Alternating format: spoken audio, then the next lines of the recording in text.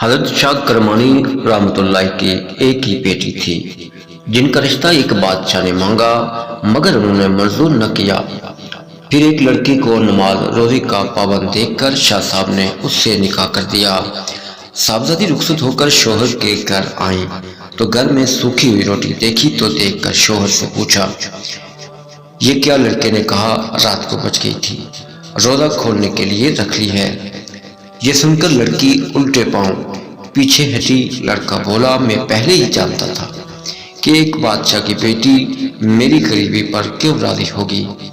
لڑکی بولی، بادشاہ کی بیٹی غریبی پر ناراض نہیں بلکہ اس لیے ناراض ہے کہ تم کو خدا پر بھروسہ ہی نہیں، اور مجھے اپنے والد پر تعجب ہے کہ مجھ سے تمہارے متعلق یہ کہا کہ بڑا نیک اور پارسا انسان ہے۔ بھلا جس کو اللہ پر بھروسہ نہیں وہ کیسے پارسا ہو سکتا ہے؟ نوجوان عرض کرنے لگا تو وہ کہنے لگی، عذر تو میں جانتی نہیں، یا تو میں گھر میں رہوں گی یا یہ روٹی رہے گی۔ اس نوجوان نے روٹی فوراً خیرات کر دی۔